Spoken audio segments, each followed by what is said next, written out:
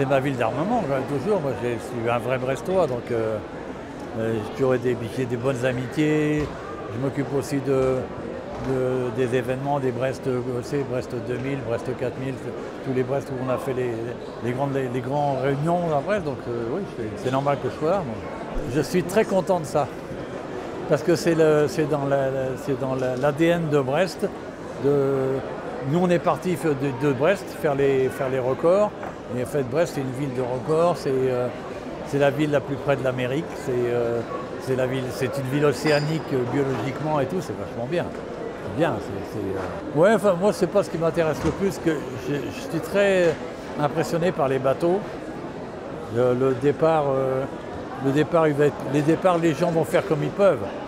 Mais très vite, il va falloir qu'ils se situent sur la course et qu'ils gèrent et la puissance et la vitesse et la position, quoi. Le vainqueur, c'est celui qui termine la course. C'est pas celui qui est premier pendant 15 jours. Vachement difficile, hein. C'est un vrai métier, ça. Ouais, c'est les foils qui ont tout bouleversé, c'est bien. Mais ça, c'est du travail c'est la première fois que la Coupe América a vraiment fait hériter quelque chose à notre sport, à nous. Et je ne sais pas si vous vous souvenez du Brestois Hervé Deveau, qui pendant 15 ans a dessiné les foils d'Oracle sur la Coupe América. Il fait partie de ceux qui ont vraiment permis qu'aujourd'hui ces bateaux-là se fassent, quoi. Donc l'histoire est belle, quoi. Et ça partait de Brest aussi, qu'avec Hervé Deveau, qui malheureusement a disparu il y a presque un an maintenant, mais qui a été un des grands ingénieurs de l'évolution de ce sport. Et en plus d'être un personnage magnifique, humainement, formidable. On n'avait que des foils en lame. Et le poids de construction de la structure du support des foils faisait qu'on avait une rentabilité seulement de 40 à 50% du temps. Le nouveau dessin de foil ont permis d'espérer des rentabilités qu'ils ont presque à 95% du temps. C'est tout. Qu'est-ce qu'est le foil? Qu'est-ce qu'est sa pénétration dans l'eau? Et nous, on n'avait pas suffisamment abouti pour que le foil soit rentable. Où il y avait un foiler version Tabarly, l'ennui de ces foilers, comme le bateau de Tabarly à l'époque, c'est qu'ils avaient tendance, à cause de la position des foils, à chavirer en longitudinal, à s'encir. Ils ont tous terminé en faisant la calipette. Donc on avait arrêté en faisant justement des flotteurs longs pour que ça appuie bien l'avant et que ça évite au bateau de s'encir de chavirer vers l'avant. C'est ça la raison pour laquelle. Donc nous les foils, on n'avait pas les moyens de les faire, voilà. C'est Hervé Joubert qui était là il y a un quart d'heure, et moi qui avons fait les glissements de technologie des composés cuisses dans la marine. On a fait ça en 80.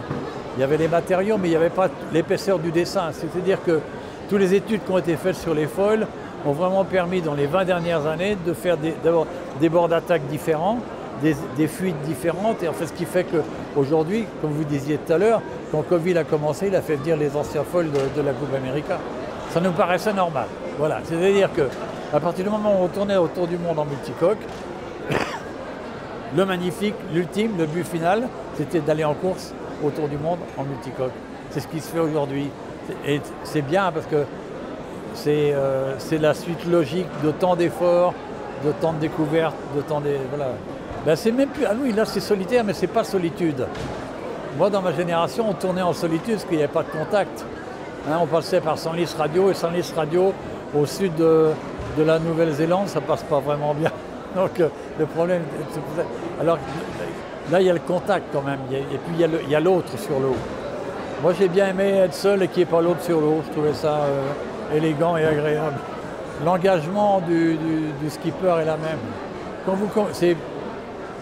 Pour moi, c'est presque plus facile de courir en solitaire qu'en équipage. En solitaire, vous pouvez prendre tous les risques.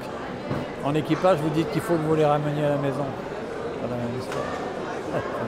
Ça compte quand même. Hein. À Brest. Oui, mais sur l'eau, c'est moi, non? Ouais, sur un Zodiac. Ouais. D'abord, on sait quasiment tout le temps où sont les autres. Donc ça c'est bien, mais ça nous pousse parfois à trop les regarder aussi. De bouffe, comme vous l'avez dit tout à l'heure. Qu'est-ce qu'on peut leur souhaiter? Soyez heureux et amusez-vous. Merci Edmond de Rothschild, Roland Tresca. Merci infiniment. Plus fort que ça, les applaudissements. Et les leaders. voile sur le lac Léman.